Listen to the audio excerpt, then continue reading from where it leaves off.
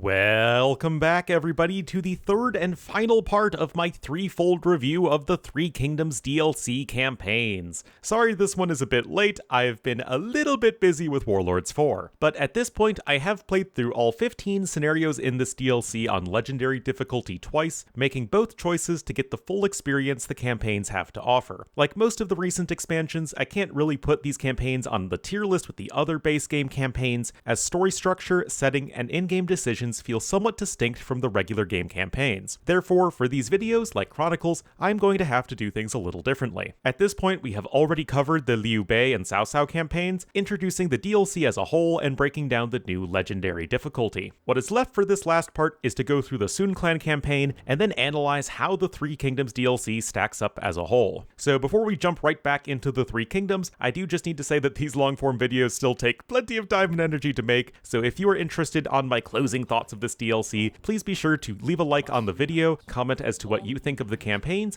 and of course subscribe to the channel for tons more AoE2 content. Alright, let's see if it's always Sunni in Jiandong. Unlike the first two campaigns of this DLC, which focus on a single individual's rise to power, the Sun Clan campaign, as the name indicates, follows a family and their adventures throughout this turbulent time period. You follow a lowly noble Sun Jian and his taking advantage of the fall of the Han dynasty, to his son Sun Ce and his conquest of southeastern China, and finally his other son Sun Quan and his revenge against Liao Bao and Cao Cao. The Sun Clan campaign is also, in theory, the hardest of the Three Kingdoms campaigns at a 3-sword difficulty rating. Your civilization, the Wu, is also, I would argue, the trickiest to play of the Three Kingdoms civs anyway, so let's see if this bears out in the scenarios. Notably, the Sun Clan campaign does not start with the Yellow Turban Rebellion this go around, and is instead focused on the capital with the Imperial Seal. Dong Zhuo has taken Luoyang, the capital of Han China, and has turned the emperor into his puppet. You are part of an alliance led by Yuan Shao, and are tasked with liberating the city district by district. You begin with a moderately sized army and a small camp to the southeast of the map, with the entire city of Luoyang revealed to you, which takes up most of the map. You need to liberate 10 of the 12 districts to win the level, each of which is marked by a fortified tower. Each district will house some sort of production or economic building that will turn over to your side once you capture it. However, if your tower drops below 500 HP, it will go back to the control of Dong Zhuo. The catch to this scenario is that you cannot build town centers or get villagers in the traditional way. You are instead reliant on reinforcements and supplies from your commander Yuan Shao. That said, he will give you some villagers before too long, and you can still get up to 40. Once you capture the city, Dong Zhuo will take the emperor and flee. You find the Imperial Seal, but are betrayed, and Sun Jian is killed by Yuan Shao and Liao Bao. Most of that happens off screen. Alright, so this is the part of the scenario overview that I break down all of the decisions and side quests and their effects in each mission, although our first Wu scenario admittedly doesn't have much in that regard. First, to the west of the map lies the camp of Dong Zhuo's raiders. Defeating them will yield some extra loot, which is great and all, but the real benefit is that they are the only ones who will actively attack you, so defending them will allow you to focus on the city. Then there is the small camp of Liao Bao to the south of the map, and although he does not play an active role in the mission, he will very helpfully enable plate mail armor for you if you tribute him 400 gold. Lastly, there are the nobles of Luoyang, who represent your only choice in the mission. They have been imprisoned by Dong Zhuo and want you to rescue them, of course, but Yuan Shao wants to do it himself. Rescuing the nobles will give you some Heiguang cavalry to start all future missions, while allowing Yuan Shao to do it will give you some Tiger cavalry instead. Okay, so with every aspect of the mission covered, what to say about the Imperial Seal? Personally, I think it's quite a creative scenario, and one of the more enjoyable ones in the Three Kingdoms. It's one of only 2 scenarios in this expansion to not allow you a traditional economy, although I will say that the 40 villagers you can get is really all you need. But if you don't defeat the raiders, they can be tricky to keep alive. I guess that brings me to the main confusion of this scenario, which is the wildly varying difficulty depending on your order of operations. If you go after the raiders after trying to take sections of the city, which is what I did in my first playthrough, you will get a pretty tough back and forth mission. However, I just went for the raiders almost straight away on my second playthrough, and then the level was extremely swift and easy. I would argue that the devs only owe you one challenging playthrough of a campaign level, but it was still pretty weird just how much easier the mission was my second go around. The other gripe I have with this level is just how much of everything happens off screen, leading to the story feeling rushed. Still, the gameplay itself in this scenario was pretty fun. I know I spend a lot of time on these missions in this expansion, but there really is a lot to talk about. Anyway, on to the next one. With the death of his father, Sun Ce takes over the family starting in the second scenario, the conquest of Jiangdong. Seeking to grow the family's power and influence, Sun Ce agrees to trade the Imperial Seal to Yuan Shao, who in exchange gives him a small army. This choice plays out at the beginning of the scenario, and then you are off on your way to conquer Jiandong. There are 3 groups of villagers held prisoner by a bandit named the White Tiger Yan, and rescuing these will allow you to build up your base to the north of the map. Jiangdong province is ostensibly held by 2 warlords, Wang Lang and Liu Yao. Wang Lang is fairly weak, but aggressively attacks you from a sprawling base to the southwest, and Liu Yao has a powerful army defending his territory in the east. In addition, White Tiger Yan sends raiders at you from a couple small camps to the southeast and west of the map. That said, all you need to do to win this scenario is to defeat Wang Lang and Liu Yao. Decisions. There are a few of these in this mission. First, the starting army. Like I mentioned, Yuan Shao gives you the choice to pick one of 3 small armies to start the mission. The cavalry army gives you free light cav upgrades for the rest of the campaign, the archer army gives you archer line upgrades, and the infantry army gives you pikeman upgrades. Then you have the first hero choice. Just like with Cao Cao, for most levels in this campaign, you get to pick one of 2 heroes to join you for the rest of the campaign. They're all super powerful, so it doesn't really matter which one you choose. The last side quest for this scenario is the relic you can get at a monastery to the far west. You are put on a timer before White Tiger Yan steals the relic, but getting there in time will give you a relic for the rest of the campaign. Alright, so unlike the first scenario, I am unfortunately not a fan of the conquest of Jiandong. Narrative-wise, I don't really think it makes too much sense, but I'll talk more about that at the end of the campaign. For now, I will say that it's not well established why we are attacking this area in particular, and the enemies feel pretty random and forgettable. You don't get a very good sense of White Tiger Yan pulling the strings and supporting the enemy warlords. In fact, this simple scenario does not feel like a large-scale conquest at all. It's a very basic build and destroy mission on a small map with only 2 opponents. It doesn't give you the same scale as a major conquest like Into China. The enemies are also both super easy to defeat, but I've harped on enough about the difficulty issues in this campaign. Moral of the story, this scenario felt a bit random and unmemorable. Sun Ce gets a showdown with his rival in the 3rd scenario, the White Tiger. You begin with a small military camp to the far north, but commanding a sizable army, and although your ultimate goal is defeating White Tiger Yan, you first have to get an eco. This is done in a somewhat unique way. There are several villages dotted across the map, each overrun by bandits. Clearing out these villages will give you some villagers, but you need to repair the burning buildings in each location to enable their future production. This makes your early economic growth quite slow, but it can be sped up by looting various bandit camps. White Tiger Yan himself has a huge fortress across the river to the south of the map, but he won't attack you until a long countdown timer expires. This gives you plenty of time to get yourself going. The only other faction on the map is Liu Bao, who commands a sizable fortress to the far west. You don't actually need to defeat him, but his armies will harass you all game long if you leave him be. Once you have your army set up, you can just attack White Tiger Yan to the south to win the level. After the scenario ends, Sun Ce's victory is cut short due to his death, and Sun Quan takes control of the clan. Okay, so in this scenario, there are only a couple of choices. First, heroes. Once again, you can pick one of 2 heroes to join you for the rest of the campaign.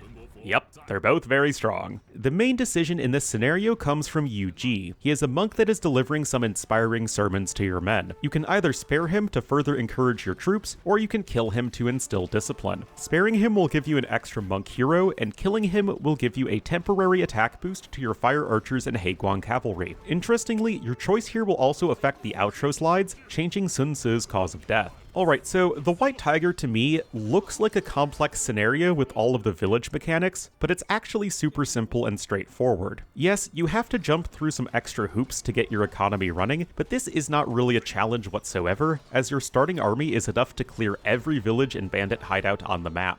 I'm not sure why White Tiger Yan just wants to sit in his base for like 30 minutes, but it means you are under next to no pressure for a long time in this mission, as you only need to deal with the occasional attack from Liu Bao. I actually don't mind having a strong player on the map that you don't need to fight, but in this case, you both have way too much of an opportunity to defeat Liu Bao before White Tiger Yan attacks you, and Liu Bao's own attacks don't really matter all that much anyway. And then the final showdown is kind of meh. White Tiger Yan does not even have full Imperial Age upgrades after his big build-up, so you can easily steamroll him. Unfortunately, another pretty forgettable scenario in my opinion. With Sun Quan now at the helm of his family, he needs to call up Robert Downey Jr. and ScarJo because the 4th scenario is the Avenger, singular. It's time for Liu Bao to face his reckoning, and you need to bring Sun Quan from your starting camp at the south of the map to Liu Bao himself in his fortress to the far north. Of course, Liu Bao's numerous armies and navies that stand in the way might have something to say about about that. The map is dominated by a large lake, in and around of which are a dozen castles. You cannot build castles of your own, but you can capture them by reducing their HP enough. Doing so across the edge of the lake will eventually lead to Liu Bao's final fortress in the north, and smashing through it will be enough to win the mission. Liu Bao does control several different armies, but they will all throw more or less the same types of units at you. There are also the Shenye tribes to the west, but they don't pose much of a threat. Just go 200 population post-Imperial Age and steamroll your way to victory. Alright, so there are only a couple of choices in this mission. Again, your first choice is a hero unit. They're both super strong, and your choice doesn't matter, yada yada yada. Then there's the main choice in the scenario, the Naval Engineer. You gain control of him by taking the closest fortress on the lake, and he wishes to join your service. To be honest, I'm not sure what the actual choice is here, but if you bring him to your starting castle, your ships will cost minus 20% wood for the rest of the campaign. If you bring him to the village to the west, your ships will cost minus 20% gold instead. In addition, bringing the Naval Engineer to the western village will grant you dragon ships in the last scenario, which is a fantastic boost. Alrighty, so what have the devs assembled here with the Avenger? It's not a bad scenario, and it certainly gives you the opportunity to use the Wu Navy in a setting that isn't Red Cliffs, which is nice. The gameplay itself is fine, of course not all that difficult, but I like the basic premise of fighting in and around the lake. I will say that Lo Chuan's definitely make sniping the castles extremely easy, however. My biggest issues with this mission are the lack of diversity among your enemies, who, like I said, are very difficult to tell apart, and then the lack of pressure. It really makes steamrolling Liu Bao's armies quite easy when you are able to freely boom up to 200 population without any real threat. Your enemies just don't have their forces concentrated in any one location enough to challenge you. That said, the Avenger is nevertheless a step up from the previous two levels in my opinion. Lo and behold, the final scenario of the Sun Clan campaign and the Three Kingdoms DLC is the Battle of Red Cliffs. Again, the setup is basically the same as the previous versions of this mission, the map dominated by the mighty Yangtze River, with you controlling a sprawling camp to the southeast, your ally Liu Bei with another camp to the south, and Cao Cao's forces concentrated on the other side of the river. However, although the scenario begins with Zhuge Liang's wind ritual, it apparently fails and Zhou Yu kills Zhuge Liang. That definitely did not happen in either of the other versions of this level. At this point, your alliance with Liu Bei is on an uncertain timer, and unlike in the first campaign, you are not given the choice to ally with him for the entire mission. You will need to defeat him at some point, preferably before trying to cross the river. Naturally, Cao Cao has a lot of navy prowling the water, but you can fight your way across without too much difficulty and secure a beachhead just like in Liu Bei. Interestingly, Cao Cao will attempt to build a wonder once you land, putting you on a bit of a clock. Nevertheless, it's a straight shot to take down Cao Cao and to win the scenario. Since you betray Liu Bei no matter what, the campaign always seems to end with there being 2 kingdoms instead of 3.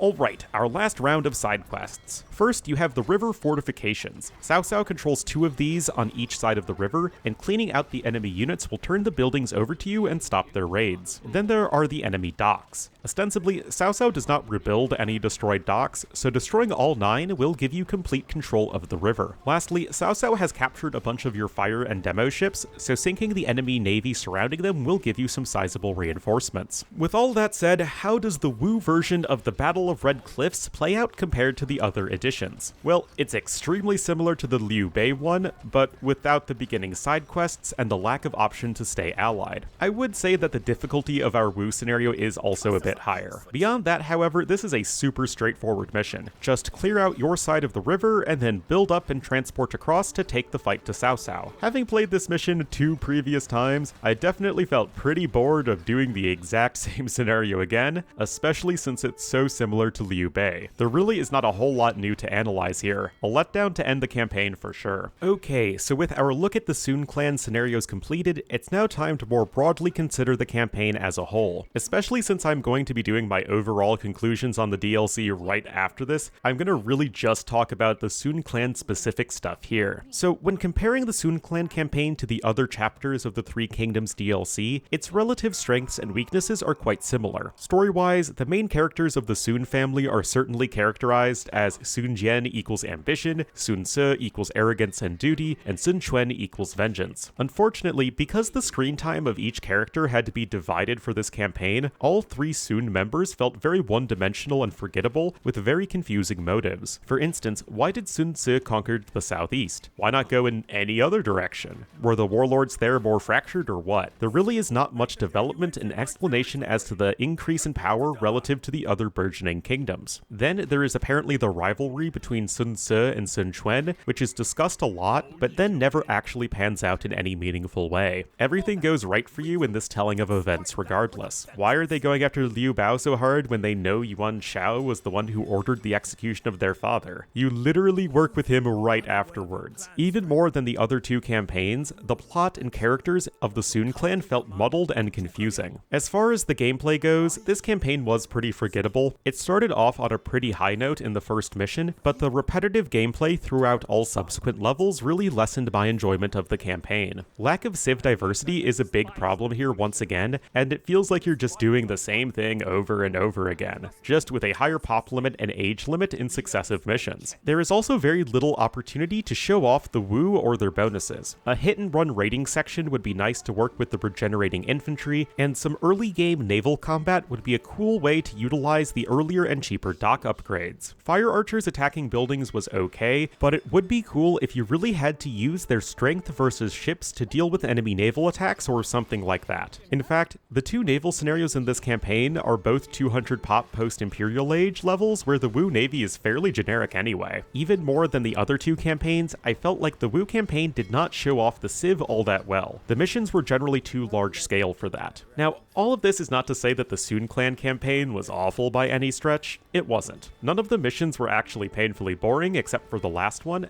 and that's only because I had already played it twice before. I would even go so far as to say that this campaign probably had the best average gameplay in terms of enemy strength and aggression, so even though it was still too easy and straightforward for my taste, none of the enemies straight up rolled over and died like in the other 2 campaigns. I would also say that increasing the movement speed of our armies with the hero aura is probably the most fun to use of the hero passives, and it really helps make an otherwise army of weak infantry and archers more fun to run around with. See guys, this review isn't all negative. But that's enough of the Sun clan, let's get big picture. Alright, so I've thought a lot about how I want to structure this final review, and I think I'm going to work from the outside in, starting with the basic ideas and structure of the Three Kingdoms DLC, and working our way into specific game quirks. As I'm sure you know, I have lots of opinions here, so let's just dive right into it. Concept. Now, starting with the basic premise of the expansion, the Three Kingdoms. I have made no secret that I am not at all a fan of this being the subject of a China-focused DLC, especially for multiplayer. We need not hash all of that out again here, but looking at things from a single-player perspective, the positives and negatives are a bit more nuanced. Considering the vast breadth of Chinese history throughout the major AoE2 timeframe, there are tons of wars, conquests, and rebellions that could have been chosen as the subject matter for an expansion focused on China. As much as this part of the world has been a big hole in AoE2 for decades, there are a couple of issues that the chosen subject of the expansion needs to address. Problem 1. Prior to this DLC, there was only one Chinese civilization, and much of China's military history involved a lot of infighting. To bring additional Chinese civilizations to the game, however, would be tricky, as most of these Chinese polities consider themselves, well, Chinese, and were culturally and ethnically dominated by the Han people. AoE2 does not really split civilizations based on dynasties covering the same area and people, so making a Tang, Song, or Ming civ would not really make much sense. The most logical thing to do, in my opinion, would be to focus the expansion around a medieval Chinese dynasty and their interactions with other peoples and empires in the region, especially the Sinicized ones. This is how we got both Jurchens and Khitans, but focusing the entire DLC around them and their battles with the Chinese dynasties, Mongols, and Koreans would perhaps be a bit difficult to market. Which brings us to problem 2, recognizability. Chinese history is not very well known in the West, so creating an engaging Chinese historical setting would be a bit more difficult to excite the players about. For the Chinese audience, audience themselves, I am sure World's Edge wanted to emphasize an aspect of Chinese history that is popular with the general Chinese audience, which would not as much be campaigns focused around the Jurchens and Khitans. That brings us to the solution, the Three Kingdoms. Thanks to the massive prevalence of this particular era of Chinese history in both Eastern and Western markets, many of the places, historical figures, and events would be much easier to sell all around. But how to implement it? Again, even ignoring the numerous reasons Three Kingdom civilizations do not belong in AoE2 in my opinion, this DLC right off the bat struggles to find an identity. In many ways, a Three Kingdom single player makes the most sense to tackle in the style of Chronicles. By that I mean the most familiar characters and stories are heavily mysticized, the time frame is slightly off, and it focuses on a civil war. Adding the Three Kingdoms as civilizations would best fit in an exclusive game mode that is separate from the rest of AoE2. In many ways, the Three Kingdoms campaigns do just that, everything from the artwork, user interface, focus on heroes and endgame choices, and the legendary depiction of events all elicit thoughts of the recent Chronicles expansion. However, astute players may notice that the Three Kingdoms is not, in fact, a separate game mode, and is accessed and played through the interface and basic setup of a traditional AoE2 experience. There is no separate menu, and the unit models and tech tree are all based off of regular AoE2, instead of modified like Chronicles. In addition, because the Three Kingdoms civs were to be available in multiplayer, the design choices, restrictions, and balancing had to work for both single and multiplayer. This review is just looking at the single player side of things, but I don't think it's a stretch to say that the design necessities for multiplayer influence the design and balance for the civilizations in single player. This led to the Three Kingdom civilizations, in my opinion, feeling like janky AoE2 civs rather than their own separate thing like in Chronicles, whose civs were able to implement way wilder design choices like the 4 unique techs, reworked dock system, numerous aura effects, etc. So all of this is to say that before we even click the first scenario of the campaign, the entire purpose of the expansion is, to me as a player, a bit confused. Am I supposed to be looking at this campaign through the lens of the recent Chronicles DLC, or am I supposed to look at it through another regular set of AoE2 campaigns like most of the other expansions? I've spent a heck of a lot of time on this DLC, and I still can't tell you what this expansion wants to be.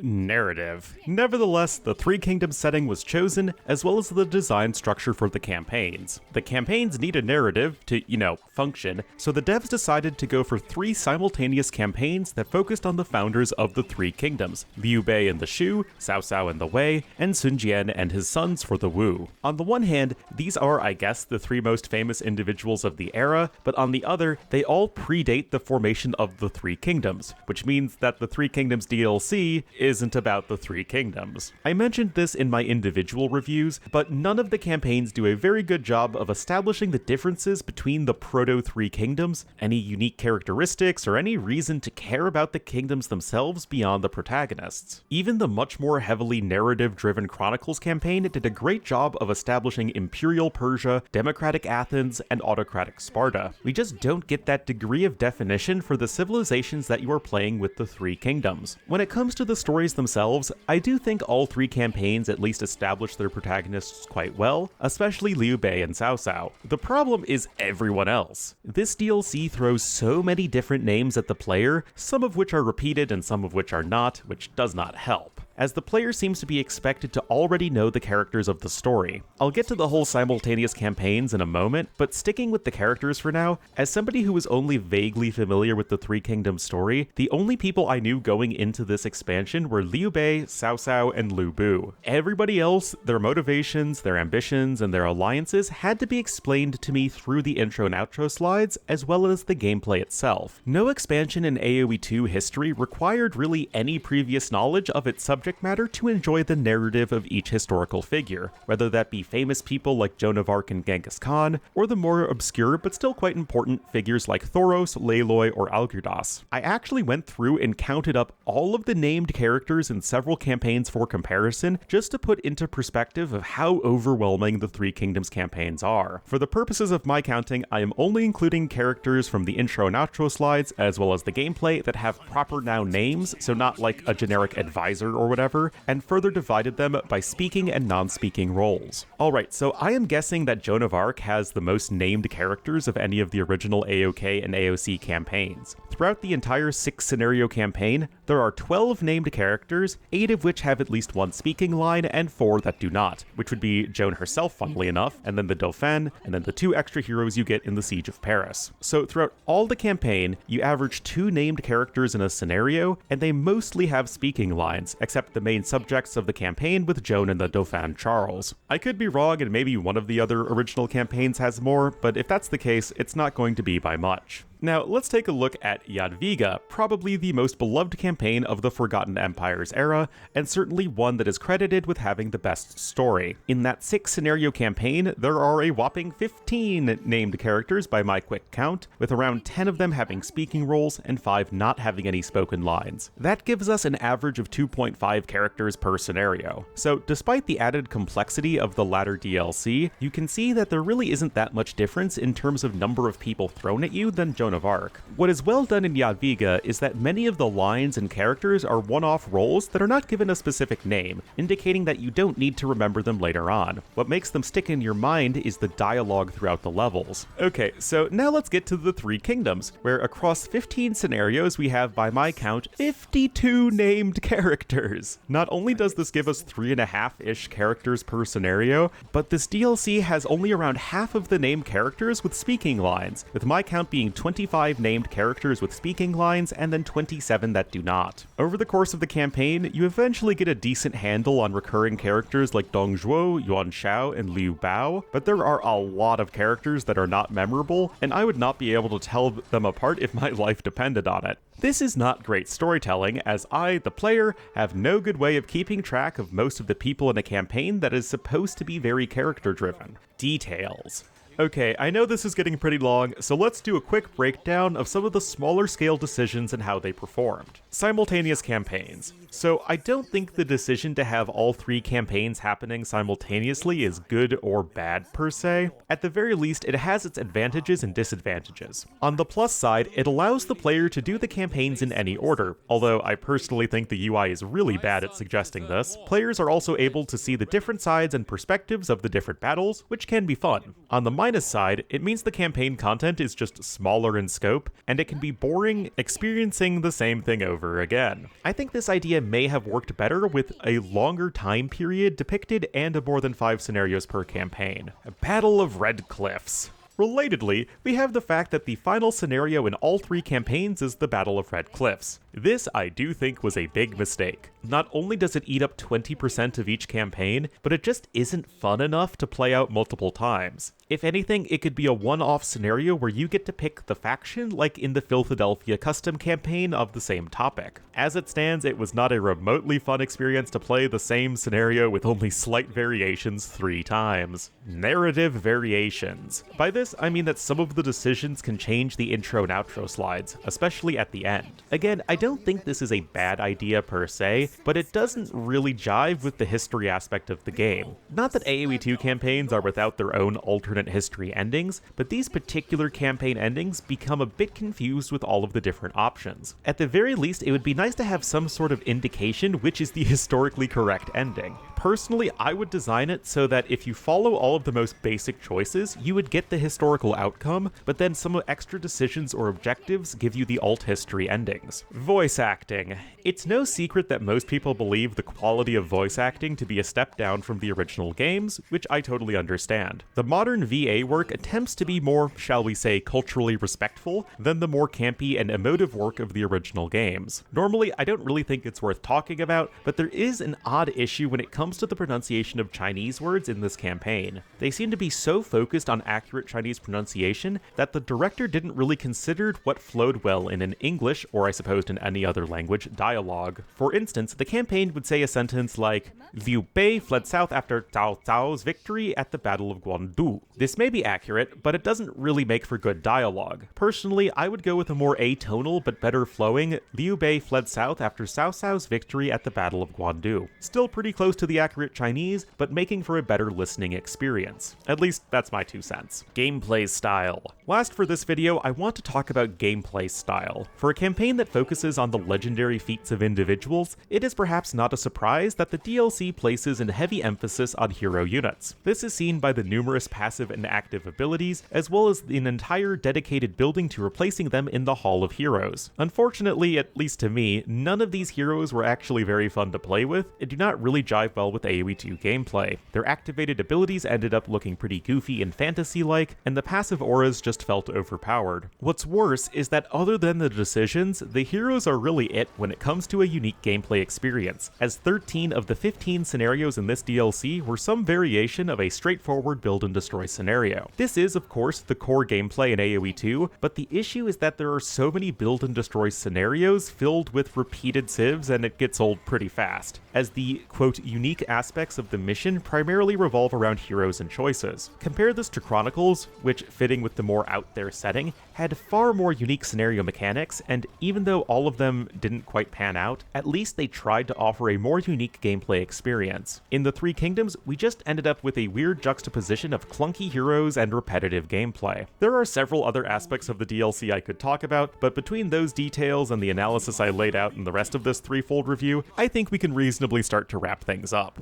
Conclusion. So, in conclusion, I would say that the Three Kingdoms DLC, from a single-player perspective, was a bit of a mixed bag, and although it had some good ideas, the expansion ultimately failed to deliver a compelling or memorable experience. Lacking a cohesive vision, the campaigns felt like they did not push the envelope enough relative to the more unique experience of the Chronicles campaigns, but the odd setting, storytelling, and hero-centric gameplay felt too far gone from a traditional AoE2 gameplay experience. The scenarios were often too straightforward and bland, lacking the unique gameplay mechanics that could have been utilized with a more out there and disconnected setting. If this DLC was basically going to only have the Three Kingdoms civilizations over and over again, it would have been nice if the 3K civs were more unique like the Chronicles civs. As it stands, the one-dimensional civilizations felt pretty boring. Of course, the civ design also has to be coherent with multiplayer, but I've done a pretty good job here of not ranting about having Shu, Wei, and Wu as core AoE2 civs so far, so I'll just leave it there. Nevertheless, it was a decent enough content, and none of the gameplay felt too painful to get through. I would say that if you are a fan of the Three Kingdoms period, then you will probably enjoy this expansion. If, like me, you don't really have any strong feelings one way or the other, the DLC will not make you want to consume other Three Kingdoms content. But that's going to be it for my threefold review of the Three Kingdoms DLC. I hope you enjoyed the review, as I really did try and look at this expansion as objectively as I could. Of course, be sure to let me know your overall thoughts on the Three Kingdoms in the comments. Before I go, I do need to give a special shout out to my Patreon supporters,